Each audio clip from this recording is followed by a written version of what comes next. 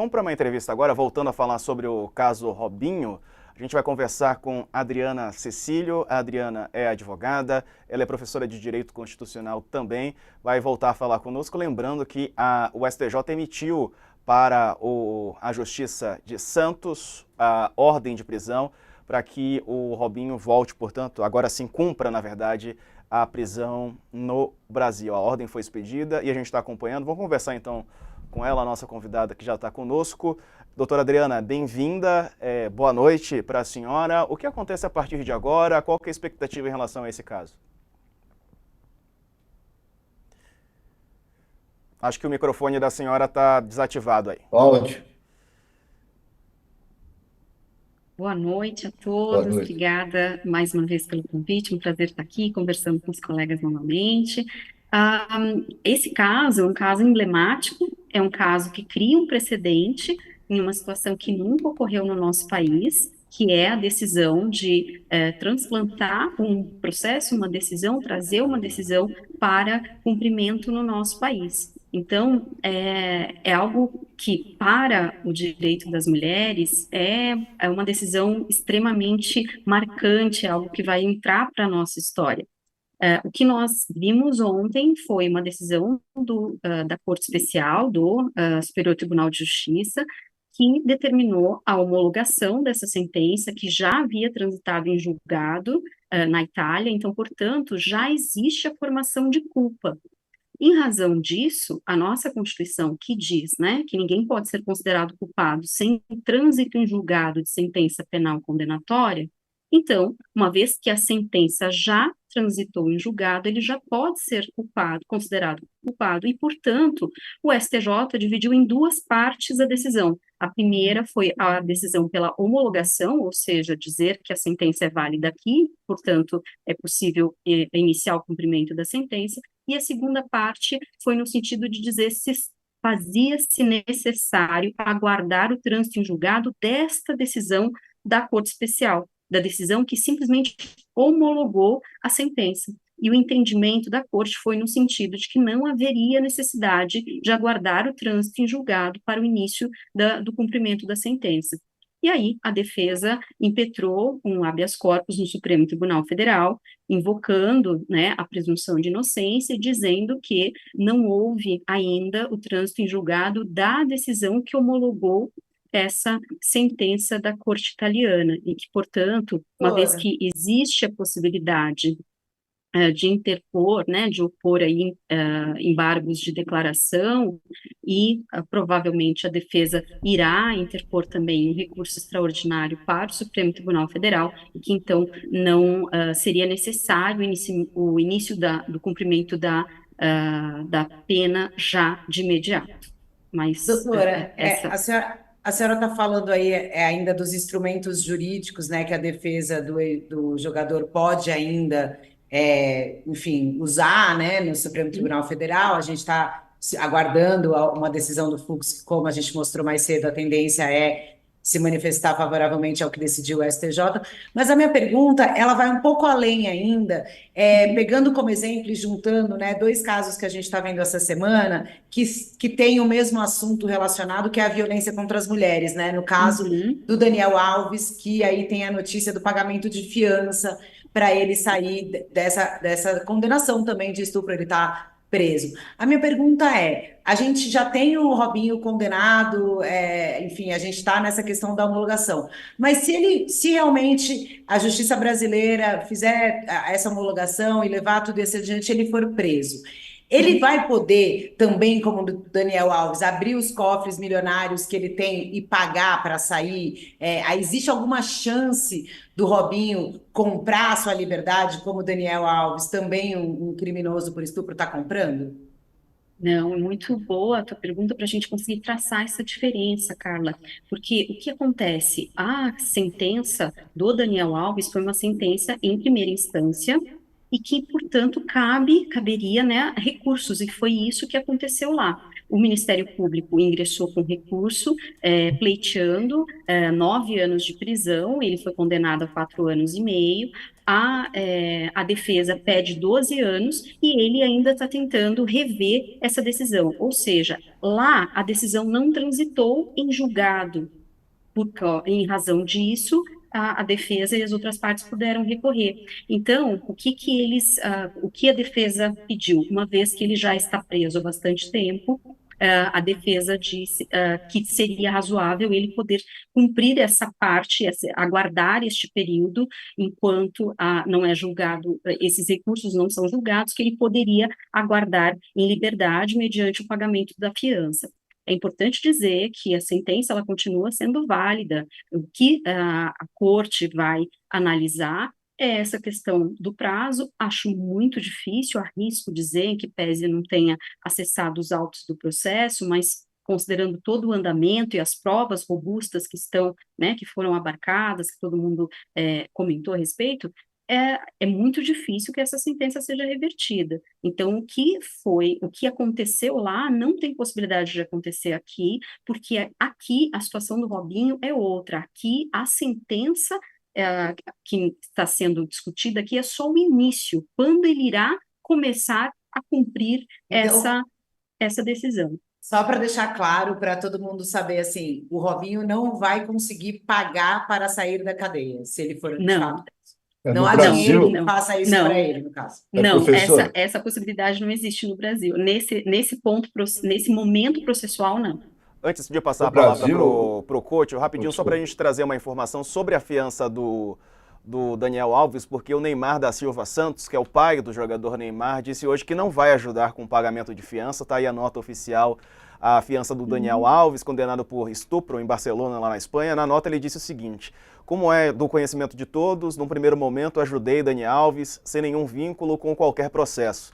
Neste segundo momento, em uma situação diferente da anterior, em que a justiça espanhola já decidiu pela condenação, estão especulando e tentando associar o meu nome e do meu filho a um assunto que hoje não nos compete mais. Espero que o Daniel encontre junto à sua própria família todas as respostas que ele procura. Para nós, para minha família, o assunto terminou. Agora, ponto final. A publicação do Neymar pai, o perfil dele no Instagram. E aí, Coach, pode ir. Voltando ao assunto anterior, queria saber da professora o seguinte: pela lei brasileira, estupro é crime hediondo e, portanto, é inafiançável. Quer dizer, não há a menor possibilidade de.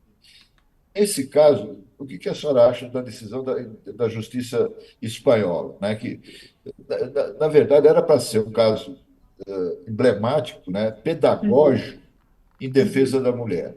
uhum, E virou mais um exemplo de que dinheiro pode comprar liberdade, até a liberdade para estuprar.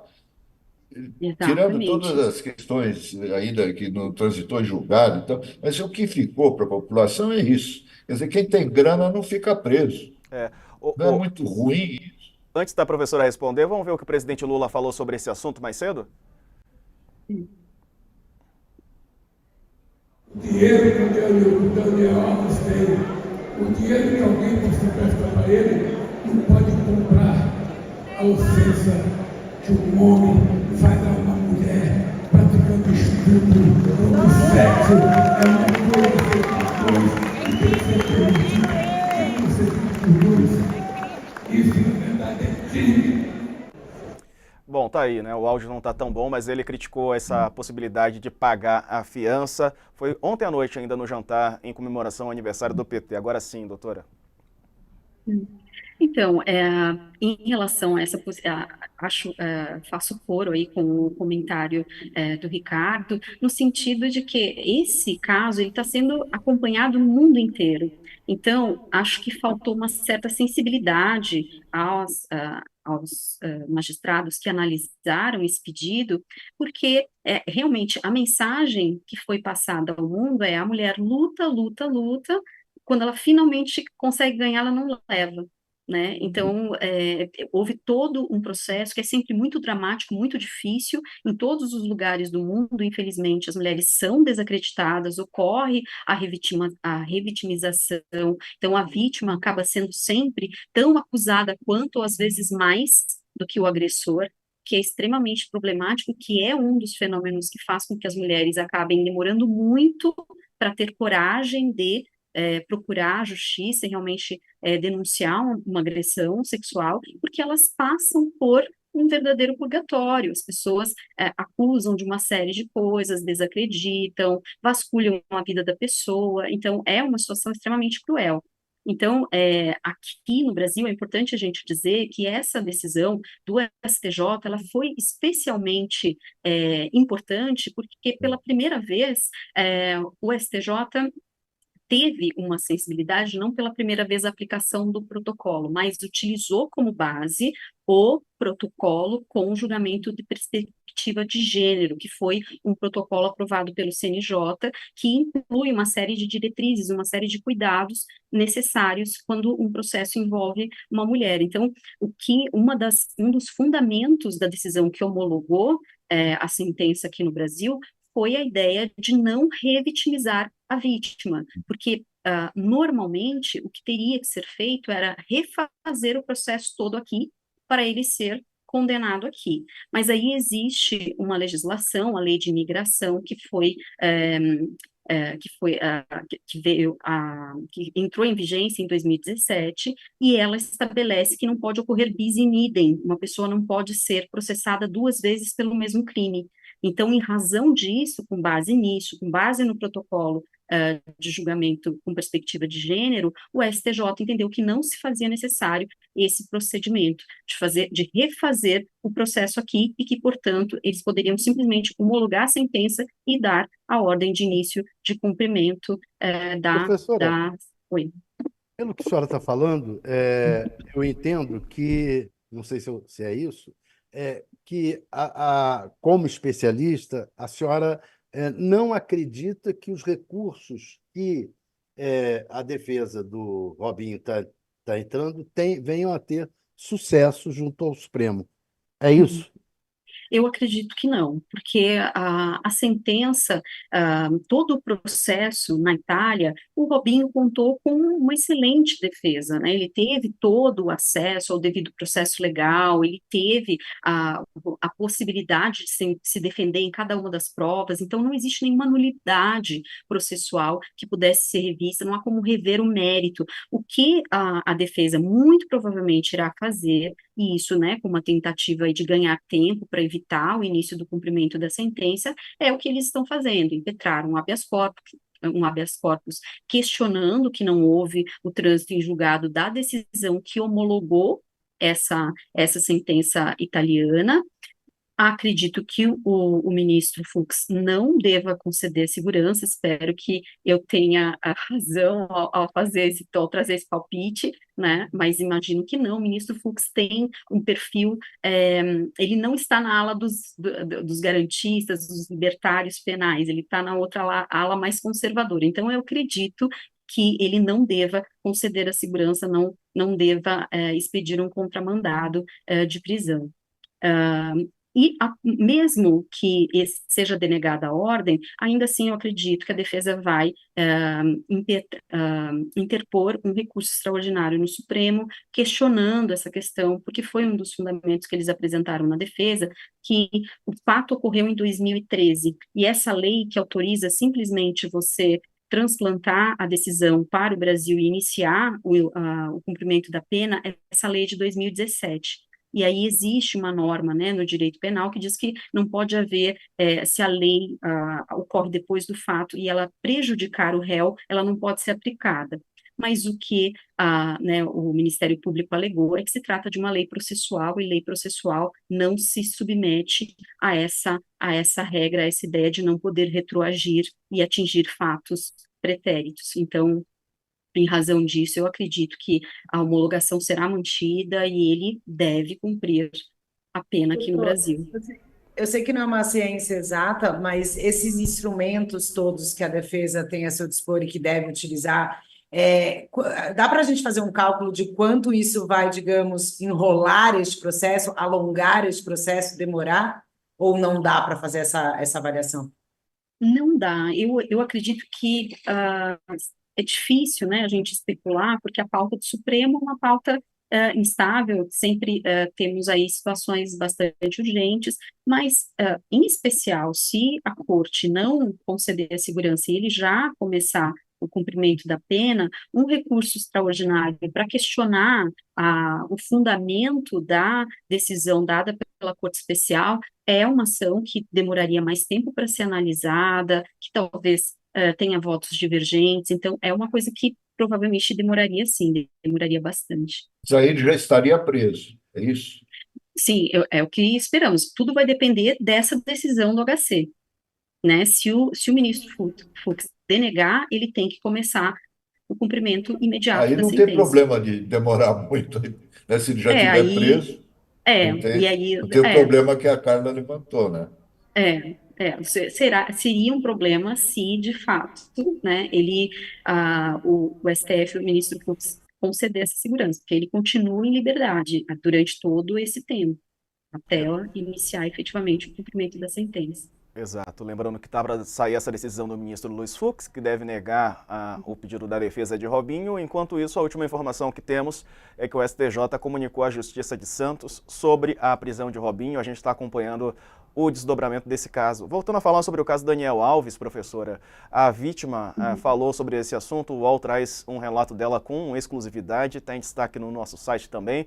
Ela disse que sinto que voltaram a me estuprar sobre essa decisão, né, de que ele pode pagar multa e aguardar em liberdade. Vale lembrar que o caso do Daniel Alves não quer dizer que ele vai ficar livre de cumprir a pena, ele vai só aguardar a decisão final, é isso, professora?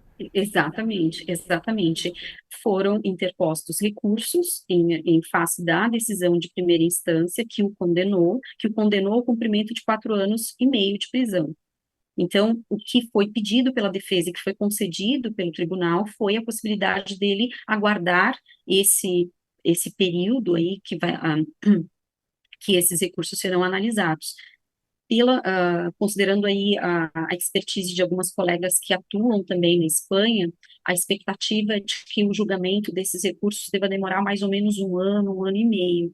Então, Nossa, neste período, e é lamentável, porque nós sabemos que, né, em que pese o tribunal tem estabelecido outras obrigações, o Daniel tem que se apresentar toda semana ao tribunal, ele tem que entregar os 2 passaportes, o brasileiro e o espanhol. Nós sabemos que ele é uma pessoa que tem fartos recursos e acesso a pessoas que têm muito, muito dinheiro. Então, de repente, para ele pegar um jatinho, que ele não precisa de um passaporte, e ir para qualquer canto da Europa e desaparecer do mapa, é extremamente fácil. É muito, muito simples. Quanto mais ele tendo essa referência de que é muito difícil que ele não vá realmente cumprir essa pena. Então, diante de uma situação como essa, a gente, né, imagina que talvez ele possa pensar nessa possibilidade de fugir, né? Então, é bem arriscado, é uma decisão muito arriscada.